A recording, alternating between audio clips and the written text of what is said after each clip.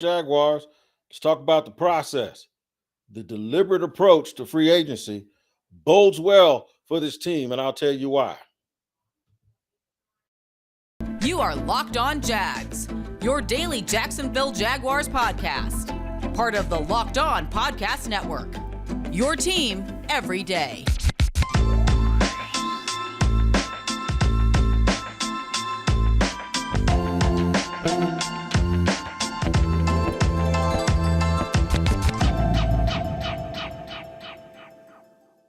Good people, and thank you for making us your first listen here on Locked On Jaguars because it's your team every day. I am Tony Wiggins, the host of the Locked On Jaguars daily podcast here on the Locked On Podcast Network.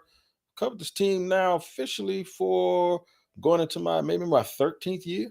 It's a long time, right? But actually, I've been here since they actually got an NFL team.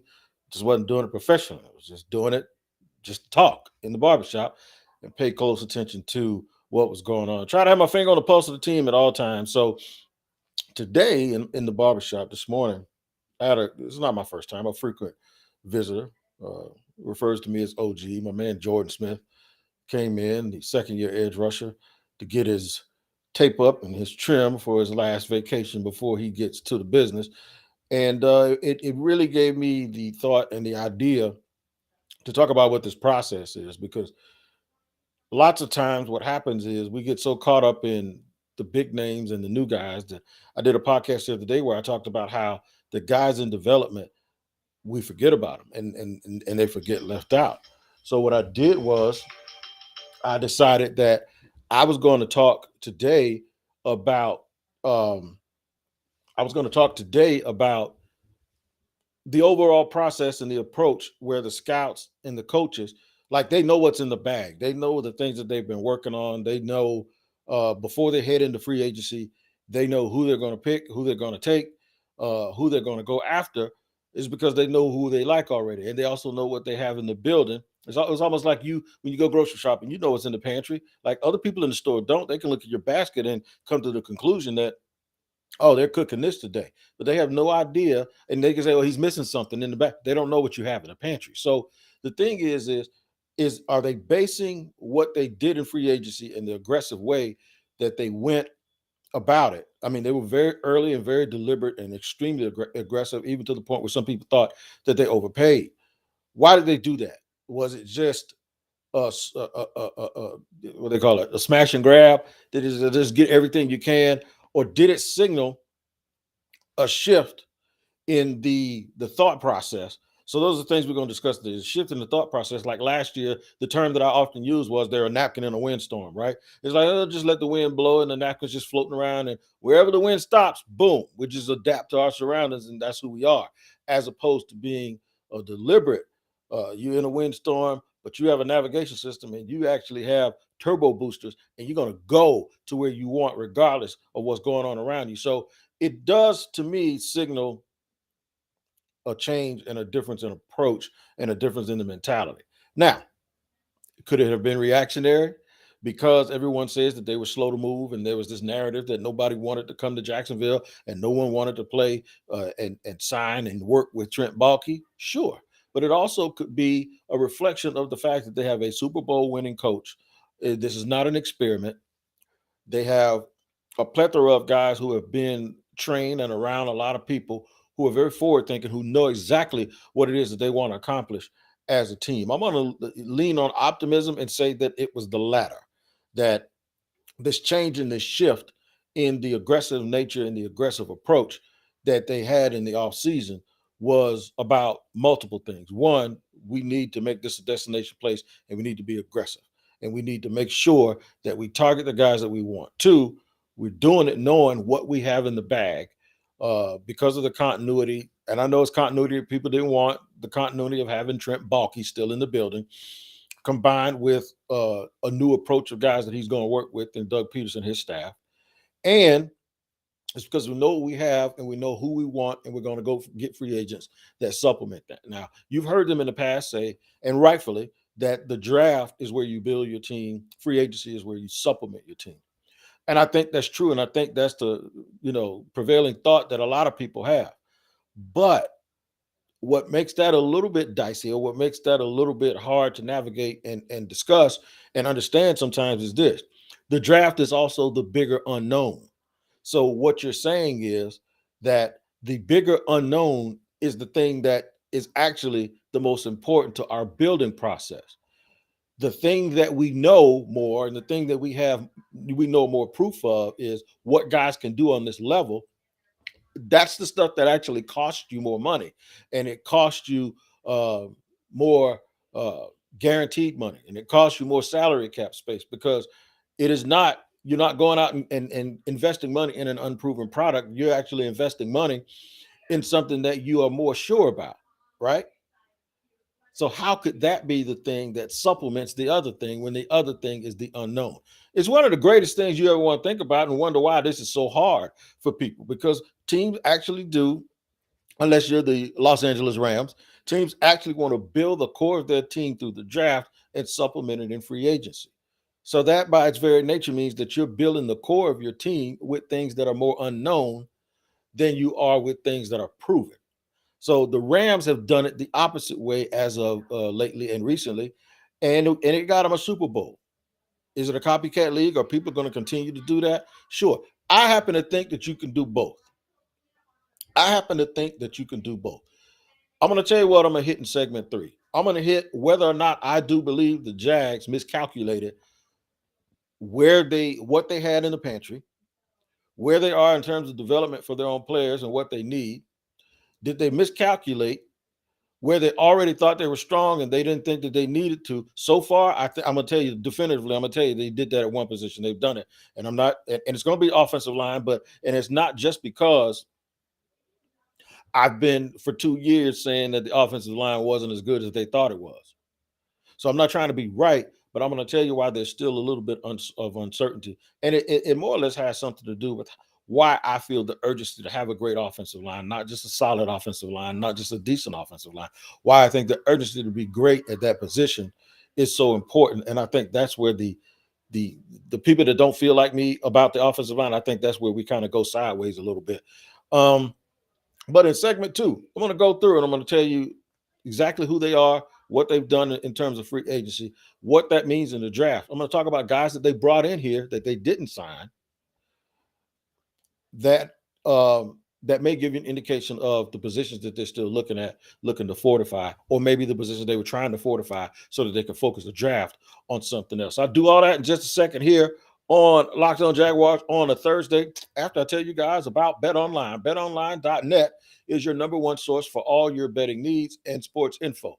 Find all of the latest sports developments, including this week's Masters Championships, odds, podcasts, and reviews for all the different leagues this season. BetOnline is your continued source for all of your sporting wagering information, including live betting, esports, and scores. Head to the website today or use your mobile device to learn more about the trends and the action. Now, there's a good boxing match coming up here next weekend. Errol Spence and Ugas are fighting to see who's going to be the undisputed welterweight champion. Start doing your research. Go on BetOnline, start doing your research, because the books on boxing is always great, and you can get some good props in there. So make sure that you do that, because BetOnline is where the game starts. You guys start here with me every single Monday through Friday on Locked On Jaguars, and we're eternally grateful for you making us your first listen, because it's your team every day. He says your team. This is your podcast, man. And for the record, I was at a concert last night. Someone goes, "Wig, the comments, man, some people kill you." And I hate when they do that. I go, I don't, because 1, people are entitled to their opinion. 2, I don't take it personally, because if I took it personally, it wouldn't make much sense that someone who criticizes me, but you have to be here. You have to actually come and listen to criticize me. And the more you listen, the more I get paid. So it's like, it's just part of it. It comes with the territory. And, one thing about me, I'll admit when I'm wrong or biased about something and that I just can't shake. Like I did a podcast and say, I just don't see it with Hutchinson at 1. Don't mean they ain't going to take him. Don't mean he ain't going to be good. Don't mean just because I don't see it, don't make it wrong. Right? Doesn't. I used to hate black eyed peas when I was a kid, and eggs. I couldn't stand it. I wasn't wrong for not liking them. I knew what I didn't like it the way it tasted when I ate it. I like them now, but I didn't then. So no harm, no foul. I just appreciate the engagement um, here on Locked On Jaguars. We're free on all platforms too. So I'm sure if people had to pay, they wouldn't be there criticizing me, but it's free, and that's what we're always going to do. But back to the Jacksonville Jaguars. So the Jaguars come out with a loaded clip, man, and they start letting it fly in free agency. And there are a lot of criticisms from around the NFL about whether or not they were reckless. Did they overpay for Christian Kirk? That annual per year stuff will get you in a world of trouble, and we talked about that ad nauseum. I'll go ahead and bring it back up again. Annual per year don't mean a damn thing. Annual per year, it's monopoly money. And the big number, like when you get a 5-year, $100 million deal, the agent and the players always want that number to be big because it sounds good. But the other thing is because the big number is what they're going to base. They want a percentage of that to be guaranteed. So that's why the higher that number, the bigger the guarantee. But that doesn't mean you're going to get. And most of the time on a 5-year deal for that amount, it's a ridiculous amount of money starting in year 4 that will count as the salary. So that's a ploy to try to get teams to renegotiate contracts in year 4 to guarantee more of that money, especially if the guy's living up to it, because they know teams don't want to carry $25 million for one player under a salary cap. So you go to him and say, hey, can we restructure this? Sure, we can restructure, guarantee $20 million of it, and just put 2 more years on the contract. That's the way that works. So that's why, the players don't mind that they get all the upfront money and then they get the bonus money guaranteed in 3 years, knowing that they'll never see the year 4 and year 5 as the contract is currently instructed, because what it does is it makes it uncomfortable for the team to have a high salary cap at the end. So some of this money that these guys got, particularly Christian Kirk, when you really look at Kirk's deal, he got $38 million over 2 years. If the Jaguars had retained with a franchise tag, say DJ Chark, they'd had to pay him like $18 million. And if they did it again, they pay him 18 more. 18 and 18 is 36. They're just saying that their investment in Christian Kirk, who had 77 catches last year for 982 yards and 5 tutties, was better than paying an injured dude to come back and hope he shows you something. It's the bird in the hand. And I wonder if Kirk's numbers would look different if he had 18 more receiving yards. So if I'd say, you know what, he caught one more pass for 18 yards. He's 78 passes received, and he got 1,000 yards. He's a 1,000-yard receiver, right? So now that starts to change people's minds about it. This is weird how that works, man. And he very well could have done that because down the stretch, Kyler Murray was struggling. So he very well could have had a game where he caught 2 more passes for another 20 yards, and it just looked different when you sit it down on paper that they gave him that kind of money. I think the Jaguars are really, what were they thinking? I think they were really banking on the fact that his best football is ahead of him, for one, and that at the very least, he can duplicate what he did last year and do that 3 times in a row for them in these first 3 years of this deal, or at least the first 2 years. And is that the type of production they take? Yeah, because what it does is it also adds more speed to their unit and more ability to make plays, which puts him in windows that create other windows for other players. So I do think that the aggression was warranted with Christian Kirk by Jacksonville. I think it was something that they needed to do. I think the way the contract is structured tells me that they knew exactly what they were doing, and they made the right decision. So Evan Neal is 27 years old, and he signs a 1-year deal for like $10 million.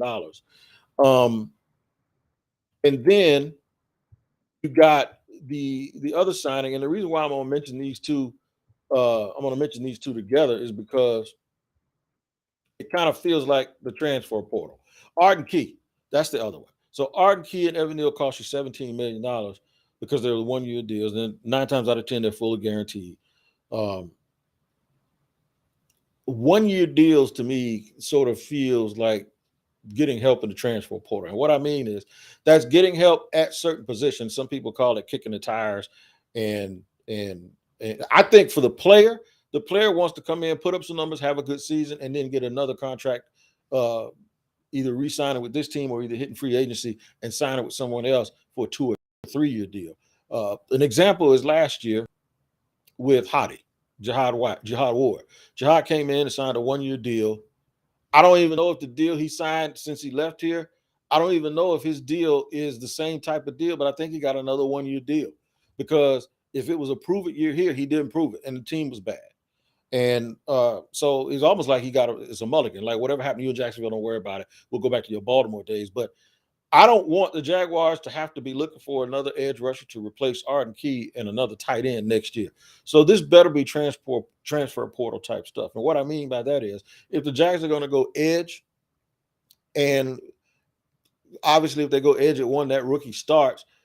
But if that rookie has some learning curve or an understanding or getting used to the speed of the game, they got another guy right there who's your third guy. Or if somebody tweaks an ankle, they have another experienced guy right there who can help them. But both of these signings sort of remind me of this. It's not like a 1 year, show us what you can do and we'll give you an extension. It's more of a help us out for 1 year while we develop this other stuff that we have going on. And while it allows us to be competitive while we're making these decisions on some of the stuff that's in the pantry. Like, what does it mean for Kayvon Chason? What does it mean for the second year tight end the Jaguars have out of Ohio State? What does it mean that in the draft, if they address the tight end position with a third round pick or a second round pick, it could be a second round pick, they could get the best tight end in the draft, like Trey McBride or Isaiah Likely. They could get one of those guys at the top of the second round, and he'd be the guy that they want moving ahead in the future. And what that means is that there's no rush with him, because you have guys at that position in Evan Ingram who can play and who can help you out, and he can give you a red zone target. So it allows you to be competitive while you're developing your own guys. The guys that I think the Jaguars expect to really be here 2 or 3 years from now and really fortify their team and be one of the people that you lean on is Williams, the corner, Darius, the native of the First Coast, who come back. He signed a pretty nice, good deal for a guy who's played like he's 29 years old. Well, he's 28. But the thing is about him, he's got a little bit of a late start, but he's super athletic. I think he's going to play outside. I think thinking that he's going to just be purely a slot corner is a little bit off base, because most of the time he plays outside. In fact, outside. In fact, a lot of people that says he didn't look real good when he played in the slot. So we'll have to see about that. The two others that I think are, well, the three others that are obviously long-term, Brandon Scherff, who's the biggest contract that they signed. I think Brandon Scherff is definitely someone that they look for leadership, stability, and 4 years from now, he's still going to be sitting there at right guard. For Oluokun, I think they gave him a 3-year deal at 26 years old. I think they're looking for him to be the guy, the off-ball linebacker, the violent speed, play-wrecking bowling ball, bumper thumper that they want in this defense that they're running for Mike Caldwell. So, I think he's not a transfer portal guy. Foley Fatukazi. Now, the interior defensive line outside of like the first 3 or 4 guys, you're not going to really find guys that are really help you, even though there are some people that I really do like. This was where they said, you know what? We like him on tape. He has the experience, he has the size, and he gives us up front the things that we need to be really good to go along with Devon Hamilton. Now, the Jaguars now are really big on the defensive line, and I think based on the way that they want to play, just think about they're not quite as big as Vita Vea, but they had Vita Vea and Ndamukong Suh. That's like 340 and 315, 320 in the middle of that defense in Tampa. And remember, this is what Mike Caldwell is going to be trying to run. So with those guys, I really believe those 4 guys that I just mentioned, those are the real guys. The Jaguars are extremely aggressive and extremely deliberate. They knew what they could get in free agency and what they couldn't get in the draft. Where has this left them? And did they make the right choice? I'm going to tell you all of that here in the third and final segment on Locked On Jaguars. All right, third and final segment here on Locked On Jaguars as we continue to move forward. Do I think they actually made the right decisions and the right choices? I'll give them a B. I'll give them a B because, I try to examine and guess what is in the pantry. Are they a better football team now than they were before? Absolutely. They're better. They're better because, 1, I think they're better coached. But 2, this deliberate and this very targeted way about them going about their business showed me that they have a plan. Whether or not that plan is going to work whether or not you like the people who are navigating the ship through this plan, whether or not there's some miscalculations based on what guys can and can't do. I'm telling you, I'm about to hit that in just a second. Whether or not Christian Kirk is going to truly have to be the number one if they don't draft one, they're not drafting one in the first round, and they probably won't go back and tap into the veteran market, and I don't think they're going to trade for anybody. It leaves a little bit to be desired at the wide receiver position, but I do think Doug Peterson is the type of coach that he can manipulate stuff. Now, go back to like Andy Reid, right? When Doug Peterson was his assistant. I'm not talking about Kansas City. I'm talking about it in Philly. Outside of that one season they had T.O., Philly never really had a great wide receiver under Andy Reid. They had some good guys that knew how to find their way and get open, the Jeremy Macklins and Freddie Mitchell at some point, but they never really had that dude. So maybe being around that stuff and actually seeing it and understanding it, like Doug when he won his Super Bowl in Philly. Alshon Jeffrey was his best receiver, and Zach Ertz, and that's the role I think you can envision for if they draft a young tight end or Ingram. Ingram is going to be Evan Ingram. He's going to be Zach Ertz like. And I was looking at Mike Kay, who last year he covered the Eagles, and now he works for a national publication. Mike Kay said that Ertz, I think the number was 70% or something like that, where Ertz lined up out wide and created mismatches. So you got to somehow start to think that this is the type of stuff they're going to do. The offensive line, I think they've misjudged it. I've been thinking for the last 2 years they've misjudged it. Maybe them replacing George Warhop, and I think maybe they believe they're going to do some better coaching. That maybe what that will do for the team is help them improve.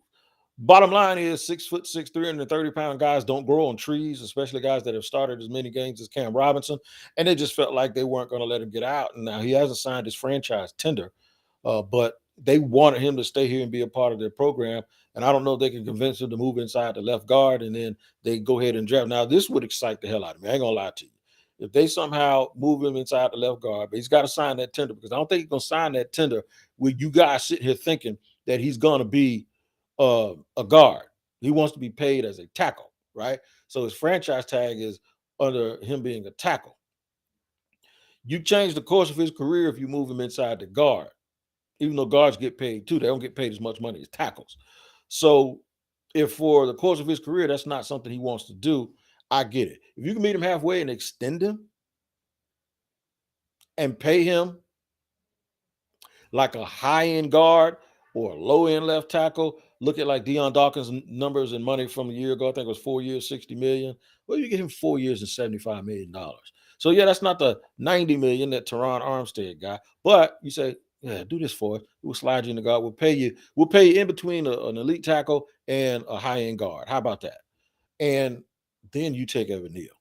So now I'm excited because now you got 340 and 330 on the left side of that line, right? And Brandon Scherf over here, and then you figure out who's going to be your right tackle with those. Now I'll get a little bit excited. So I don't think the line as it is currently built is stellar. And I think that when you are a team trying to win a title, you have to be stellar in that area. Not just fine, not just good. Shout out to all those people who we go back and forth about that too. The space between us has always been, not that they weren't solid or middle of the road. The space that I've always had with people is this. I don't want them to just be solid at the middle. I want them at some point to be great at something. So we got Trevor Lawrence, who has a potential to be great, right? The next thing that you can really, really make yourself great at, if you're the Jaguars, is the offensive line, because you're sitting right there with a guy that I believe is super elite at the top of the draft. And then you can take your guy who's like your best lineman now. If Brandon Scherf is your second best offensive lineman by the end of this upcoming season, and Cam Robinson is your third best, that goes from you having a 25-year-old Cam Robinson as your best lineman, considering that Brandon Linder was injured. That's a lot, man. That's a big jump. So the guy who was your one is now your three. That's how you start to elevate. That's how you get better.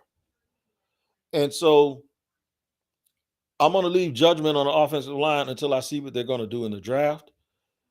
If they don't address offensive line in the draft in the first 2 rounds, and they don't do it because they think the guys that they have in the pantry are already good enough, that's when I'll question the whole process. That's when I'll go, that's unacceptable. It's unacceptable. And it can be made worse if you pick a guy that ain't as good. I don't think Aiden Hutchinson is a better football player than Evan Neal. And I think when you're picking number 1, regardless of position, to me, Aiden Hutchinson is not the best player in this draft. I don't make the picks, though. So when you look at the process is not about what you did. The process is about why are you doing what you've done. So right now, I like the aggression. I like the fact that they at least have a plan. I like the fact that they went for it. I like the fact that they said, this is in your face. This is what we're going to do. I like the fact that they didn't care. People talked about them overpaying people. I like all of that stuff. But now, once you do the next thing, it's going to tell me why you did what you did. And it has to all at some point come together and make sense. What does make sense is for you to listen to the Locked On NFL podcast every single day on YouTube. You can watch it as well. It's free on all platforms. And that because we're approaching the draft, you pay close attention to the Locked On NFL Draft podcast. Now, both are daily and both have their own channels. The Locked On NFL Draft podcast with Ryan Tracy, a master of analytics, and Eric Crocker, former NFL DB.